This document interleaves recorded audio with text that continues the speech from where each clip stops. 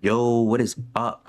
All right, so I just finished RE9 video, and I figured to myself, you know what? Why not do RE2? You know, the start of the remakes and really kind of the beginning for this franchise's big comeback. In this game, you can only really use FSR 1.0, which is pretty outdated. But I will be trying with ray tracing on for this because this card came out in 2018 and this is a 2019 game, so it should be able to run this 1440p, no issue in my mind. We have all of these settings on. I do have the maximum I could find for these. I don't have the maximum texture quality. I just have it at that because I'm going to be running into VRAM issues and whatnot. So that's not going to happen. We could run this variable max. Yeah, we're just gonna go crazy with this. Normal. Yeah, this should be good, honestly. Depth of field. I didn't realize majority of the last one did not have depth of field. It didn't have the hair strands on, so I'm just checking one last time. I think everything is good. We're going to go straight into the story. We're going to load the game. I have this file I'm going to use for this where we're already in the police station. We're going to do this. This probably will be a bit longer than the previous one, only because I figured out a way to kind of maneuver around my monitor's max resolution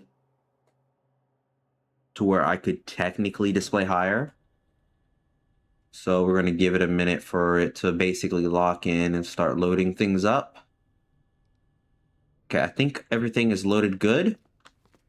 With I am seeing some screen tearing, which is interesting considering the fact that it's decently low FPS. So if I go into graphics, hopefully by turning on VSync, that'll fix that issue.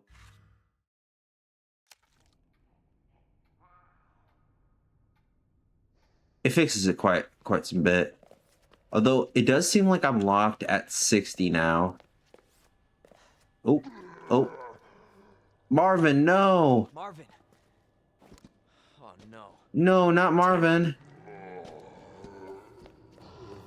I gotta be careful though. If I do too much, this will get age restricted, you know. But doing pretty good in here. I'm gonna turn off VSync because I think VSync has me locked towards 60 hertz, which to me doesn't really make sense since this is I've at 144. But again, it's beyond me. See, like as soon as I turn it off, we're getting more than 60. If there's a screen tearing, I'm so sorry. But yeah, we're getting around 60, a little bit lower than 60 with just base level 2080 Ti power. Not bad, not bad. We are running fairly hot though. We're at 80 degrees Celsius right now. 81. Pulling nearly 200 watts of power. That is absurd. I'm gonna have to turn it down here very quickly. But doing fairly well, I must say. Oh my goodness. I wonder how well this is gonna be picked up, all the screen tearing. Which is pretty apparent. I'm going to now turn on FSR. And I'm going to turn it on quality. Ultra quality at that. See how this looks. Okay, we are getting around 72-ish frames. It does fix the...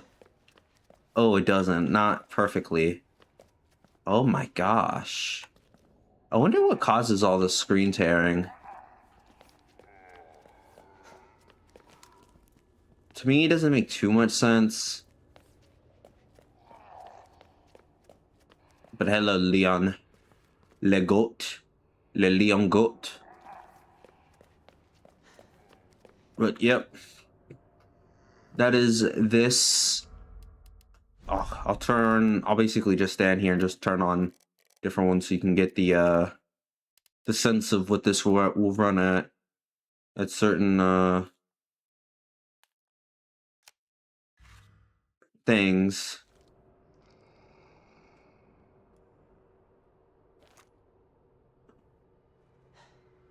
Again, like I mentioned previously, this is at 80% fan speed.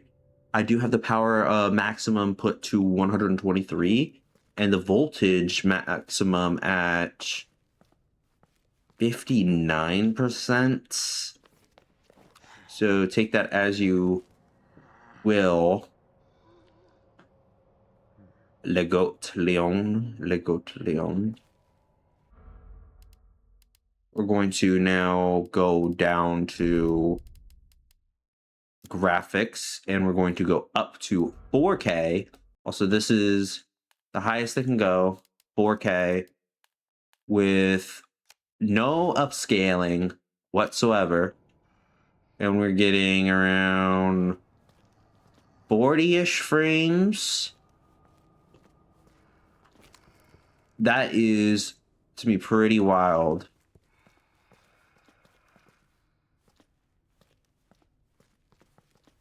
Doing the little, what do they call it? The Jill Shuffle. Doing the little Jill Shuffle here. Getting 45-ish frames. You know, FSR 1 wasn't that good at all. But what does make it seem a bit better is when you go up to higher quality. Like, ultra quality, it's all right. I'm still somehow I'm over my VRAM limit. That is interesting. But ultra quality, we're nearly 60 FPS. If we go to quality, we'll probably be 60. Which, to me, I find quite interesting that ultra quality is even a thing, but they don't have it with any other title. It does raise my VRAM, so it makes me think. Actually, I don't even know what to think. Maybe it has some form of like frame generation attached to it. But yeah, 4K with quality FSR, you can get about 60 FPS depending on the setting and whatnot. But yeah, that is 4K as well. I'm gonna exit back. Actually, now that I think about it, this won't be too long because again, I'm going at a very fast pace. Now we're going to go down to off RT, and then we're just gonna go to 1440p.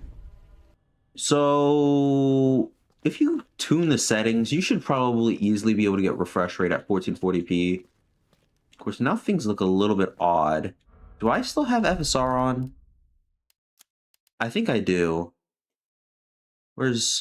Sorry, I've been playing so many. The Resident Evils all have different like settings and whatnot. I do have FSR and quality. Okay, let's put this on off. This is probably going to be like 120. Dang, it does dip a lot. You know, to me, I find that quite interesting that I can run this around 50, 60 frames with ray tracing. And there's not any screen tearing either. Oh, I lied. There's screen tearing.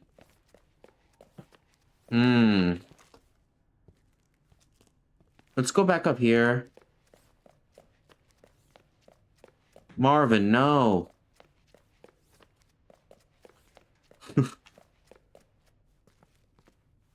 I'm getting around 101, 102. All right.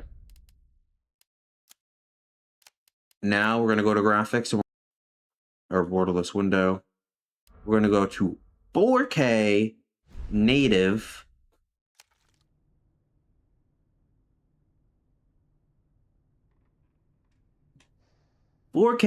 Getting 60 FPS. This is a 4K card on titles 20 titles of whatever year this card came out, which was 2018 and older. But I will want to do 2017's RE7 because I do have that one already installed, which should be pretty nice. Next off on the list will be to do some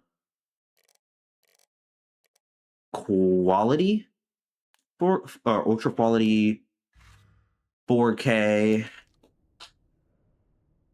And look at this, ultra quality, easily a 4K experience, easily. And there's not that much of a visual trade-off either. Of course, without RT, there's a little bit of a difference, but this is first gen RT in these games anyways. And ray tracing, this game was mainly made with AMD in mind. That's why they only have FSR rather than having DLSS at the time, which is again another interesting point I might add, because of the fact that there is no DLSS. There's no other ray tracing settings besides just having ray tracing on. But with that being said, let's go down to quality FSR1. And again, it looks great, feels great, and we are getting crazy frames at 4K. But I guess the next test would be, what could this get? I mean, we could check performance. I don't really care too much for performance. Yeah, but everything's like really blurry and stuff. I don't like it. All right, let's go to graphics. Go off. Oof. Oof. Yeah, I'm already running out of VRAM doing this. Oh, holding on. I'm 6 feet from the edge, and I'm thinking this is 5K high. If I get above 5 FPS, that would be surprising. Wow. So this is almost a 5K card. That is crazy for me to think. We're getting 30 FPS at 5K. This game does run fairly hot, though, like even more than Requiem, which is honestly a little bit surprising. Again, I could just go into actually I don't have NVIDIA open actually right now. I was gonna put the fan speed at 100, but I'm not too worried about that right now. I mean, it's probably just due to the power draw, honestly. This is drawing a bit more than Requiem is. But yeah, that's 5K quality, I believe. Wait, was it quality? I don't even remember. No, that's without any upscaling. If we're to put 5K on ultra quality, it goes even higher above the VRAM. I don't know what this does, but it increases the amount of VRAM uses, but also decreases or increases the frame rate. Beats me. I think it has something to do with some sort of frame generation technology that was like being utilized in FSR1. Maybe, just maybe, don't entirely know. But there is ultra quality. Let's go over to graphics, and then we're going to turn on quality. Okay, quality is probably, if you ever wanted to play 5K, I would recommend quality, because once it starts to load in,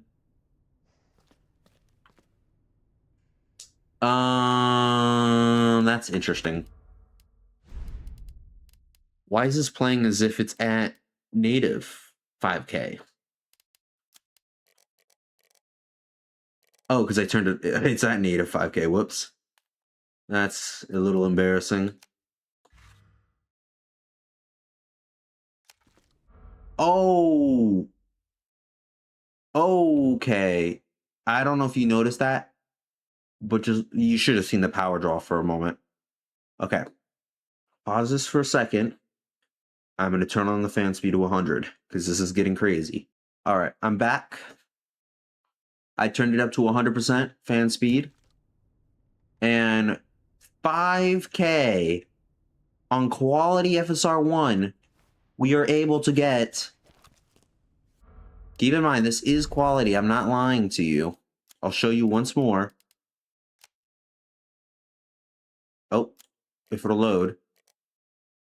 We are able to get 60 FPS. It's official. This is a 5K gaming card. 5K. That to me, it's just ridiculous that we're able to run this game at 5K. Unfortunately, that is the highest that I've found when I try to go in NVIDIA and then mess around with these settings on how high you can actually set these games to physically be. But to me, that is crazy. Like, I can definitely, in some world, imagine me going to, like, 7K and just going to performance mode. Like, imagine 7K graphics at performance just downscale to, like, was that 4K? That, to me, oh my gosh, it's just so ridiculous.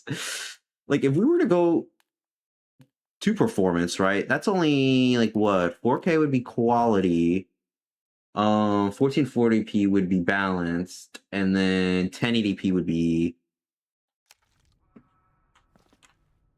So this is just upscaled from 1080p.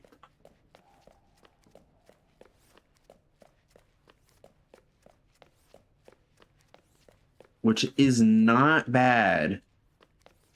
Getting nearly 100 FPS at 5K.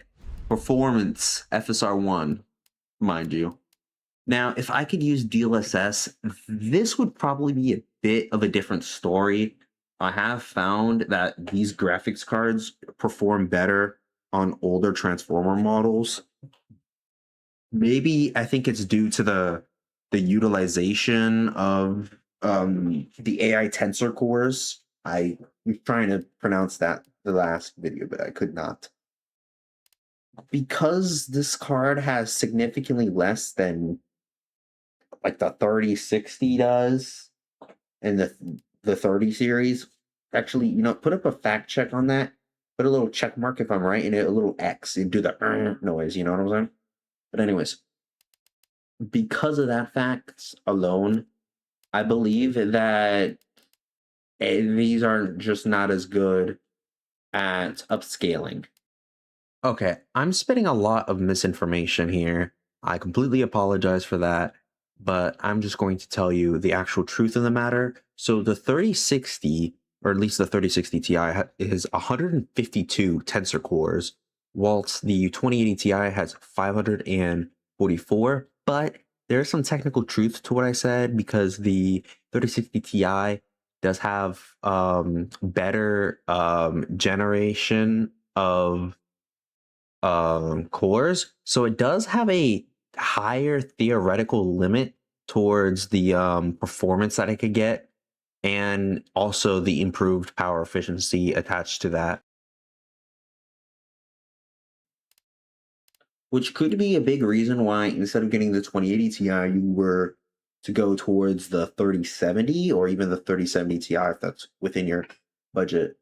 Now, of course, one thing I have to preference is with either one of those cards, you're going to be getting at least issues within a year or two because of the fact of how gaming has increased in visual fidelity. I mean, even from this game, or let's say Resident Evil 4 to Resident Evil 9, which is only 2 years, actually, more right around 3 years apart now. The change in graphical fidelity and how much they actually have is significant, and you can really see that in Resident Evil Requiem in like performance and whatnot. But it is a marvel what DLSS has been able to provide, especially for lower end gaming. All right, with that being said, thank you, and I hope you enjoyed. I was going to continue this off a little bit longer, but I figured this would be a perfect time to stop. Anyways, I'll hopefully see you in the next one. Peace.